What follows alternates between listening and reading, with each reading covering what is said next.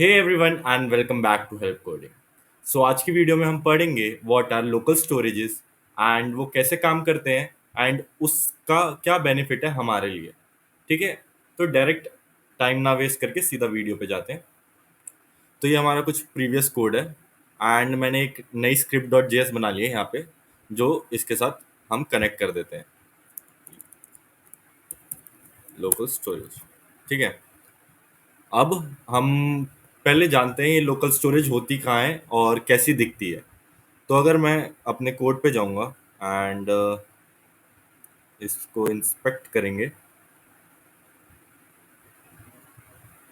इसे पहले नीचे ले आते हैं, बिल्कुल सही। एंड अब देखते हैं ये लोकल स्टोरेज हमें कहाँ मिलेगी।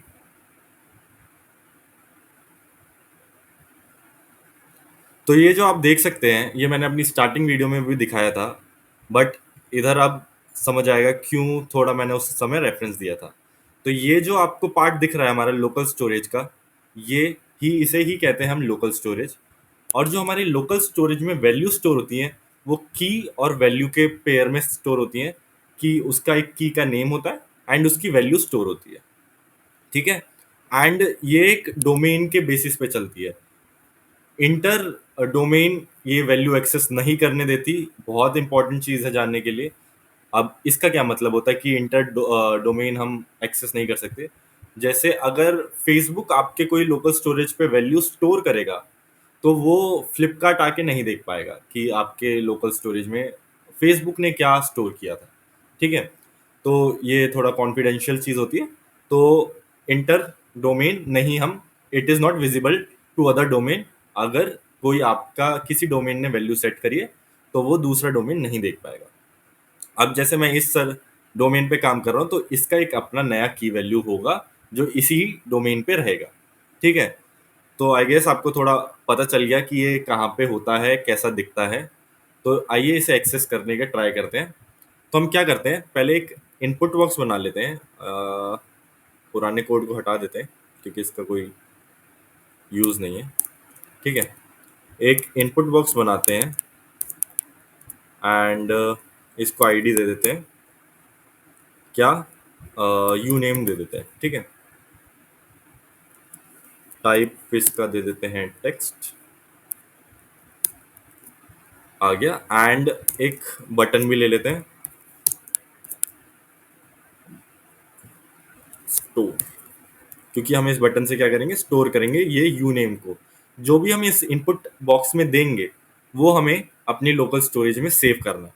ठीक है, इसे आईडी दे देते हैं स्टोर btn। ठीक है, यहाँ पे ये शो होने लगा। तो अब आते हैं अपनी जावास्क्रिप्ट के कोड में।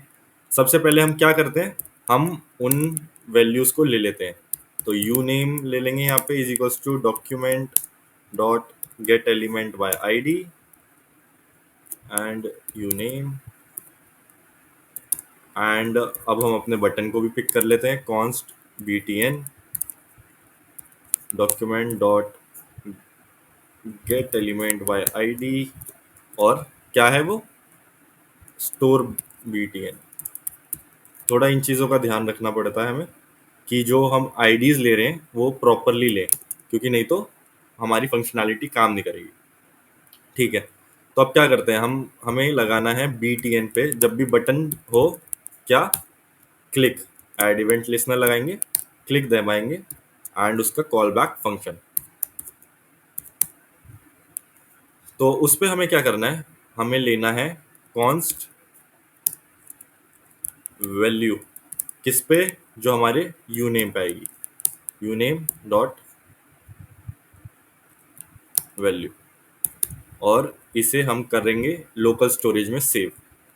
तो लोकल स्टोरेज डॉट, तो इसमें अब हम पे आते हैं कुछ फंक्शंस जैसे हैं set item, remove item, gate item. तो अभी हमें क्या करना है, हमें सेट करना है, वैल्यू को सेट करेंगे। तो हम यूज करेंगे सेट आइटम। ठीक है, उसका क्या देंगे, उसका की वैल्यू देंगे जो कि है नेम एंड उसकी वैल्यू देंगे जो कि हमने वैल्यू नाम के उसमें स्टोर करी है। ठीक है, आइए देखते हैं ये वर्क कर रहा है या नहीं। जैसे मैंने दिया है हेल्प कोडिंग और स्टोर दबाया, एंड रिफ्रेश। तो ये कुछ हुआ नहीं, ऐसा क्यों? पहले एक बार देख लेते हैं हमारा कनेक्ट हुआ है या नहीं। कंसोल डॉट लॉग, एक बार हेलो कंसोल में आए, हमें एक एरर भी दे रहा है, it's meme type text HTML, it is not executable and strict mime type checking is unable.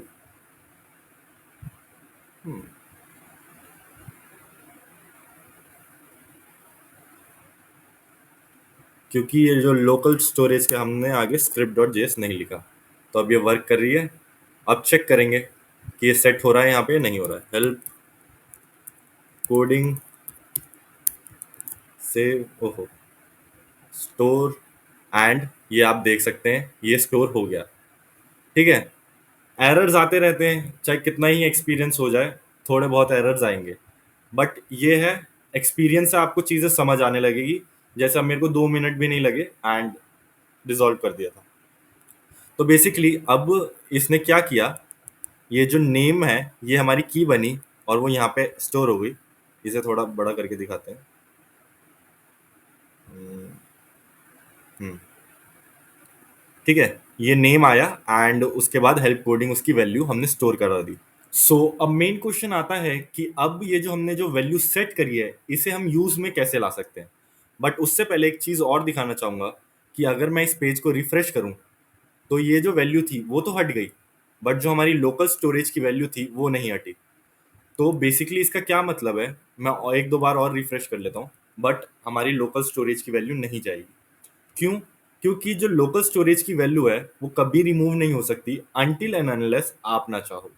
ठीक है, जब तक मैं नहीं चाहता हमारा ब्राउजर उसे स्टोर रखेगा, चाहे आप स्क्रीन बंद करिए, रिफ्रेश करिए, कुछ भी करिए, बट वो हमारा वैल्यू वहीं की वहीं रहेगी। ठीक है, जब तक हम नहीं चाहते उसे हटाना। एक और चीज समझी? ठीक है, अभी हम देखते हैं इसे हम कैसे पिक करें। और जो ये पिक करेंगे इसकी वैल्यू, इसे ये जो हेडिंग आ रही है अभी हमारी हेल्प कोडिंग, इसकी जगह सेट करेंगे। ठीक है, तो जो हमारा यहाँ पे एक हेडिंग है H1 माई नेम और इसकी आईडी माई नेम है, तो इसकी वैल्यू पिक करते हैं पहले।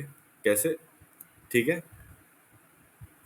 एंड अब क्या करें कि जब भी हमारा पेज रिफ्रेश हो, जो हमारे लोकल स्टोरेज में वैल्यू होगी वो यहाँ पे सेट हो जाए।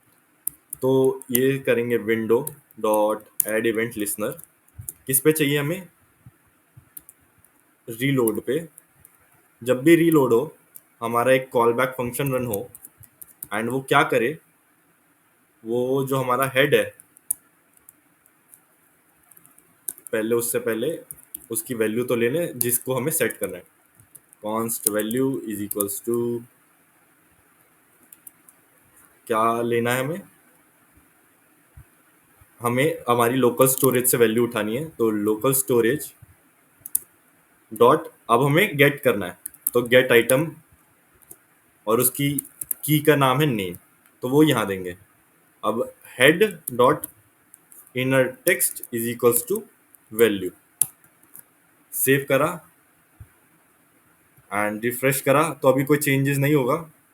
बट आइए चेक करते हैं, अगर इधर हमने कोई नया वैल्यू दिया जैसे अभिषेक और स्टोर कराया, तो उसने उसे, अगर, हाँ एक और चीज़ इससे बताता हूँ, जैसे हमारी की सेम है एंड उसकी वैल्यू हमने चेंज करी, तो जब भी हम न्यू वैल्यू देंगे तो वो न्यू सेट कर देगा, एक के बाद एक नहीं करेगा, क्योंकि की हमेशा यूनिक होनी चाहिए। ठीक है, एंड इसे अब रिफ्रेश करते हैं, बट ये नहीं हुआ। ऐसा क्यों, वो चेक कर लेते हैं। सो वो इसलिए नहीं हुआ क्योंकि हमने यहाँ रीलोड की दवा लिखा है, यहाँ पे लोड आएगा।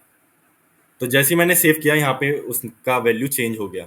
ठीक है, अब जैसे मैं वापस हेल्प कोडिंग करता हूँ इसे एंड डॉट डॉट एंड इसे स्टोर करता हूँ, तो यहाँ पे तो चेंज हो गई, बट यहाँ नहीं हुआ। क्यों?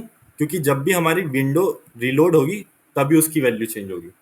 ठीक है, तो क्या करें कि ये हमें खुद, मतलब ये ऐसे अच्छा नहीं लग रहा रिफ्रेश करने का, तो हम क्या करते हैं, इधर एक फंक्शन लगा देते हैं जो कि जैसे ही हम इसकी वैल्यू सेट करेंगे तो वो ऑटोमेटिकली पेज को रीलोड कर दे। तो इसमें एक होता है फंक्शन लोकेशन डॉट रीलोड। तो मैं इसकी वजह से थोड़ा कंफ्यूज हो गया था एंड ये मैंने सेव किया। अब करते हैं जैसे अभिषेक एंड स्टोर। तो इसने वैल्यू चेंज कर दी और यहाँ पे भी क्योंकि इसने पेज रीलोड कर दिया था। ठीक है, तो ये वीडियो काफ़ी बिगनर फ्रेंडली थी जिससे आपको एक आइडिया बन सके what are local storages and वो कैसे काम करती है। और अगर आपको इसे हटाना है तो आप सीधा ये बटन भी क्लिक कर सकते हैं, तो ये हट जाएगी। हेल्प फिर से एंड नई वैल्यू देके इसने सेट भी कर दी। ठीक है, तो एक आइडिया लग गया होगा आपको कि लोकल स्टोरेजेस कैसे काम करती हैं एंड इसका क्या फ़ायदा होगा, वो हम अपनी आगे ट्यूटोरियल्स जो फुल स्टैक ट्यूटोरियल्स आएंगी तो उसमें आपको बेनिफिट पता चलेगा। क्योंकि जब हम एक फुल स्टैक वेबसाइट बनाते हैं तो उसमें हम टोकन्स वगैरह स्टोर करते हैं। तो वो टोकन्स कहाँ स्टोर करते हैं, वो लोकल स्टोरेज में ही करते हैं। देन आपको इसका ज़्यादा मतलब बेनिफिट समझ आएगा कि हम क्यों यूज़ करते हैं। बाकी बहुत सारी वेबसाइट्स यूज़ करती हैं, तो आप थोड़ा एक बार गो थ्रू कीजिए कि कहाँ और कैसे यूज़ होती है। बाकी मैं तो बताता ही रहूँगा। ठीक है, एंड आई होप आपको ये लोकल स्टोरेज का कॉन्सेप्ट समझ आया हो। एंड सो अगर आया है तो please do like and subscribe my channel. Bye bye.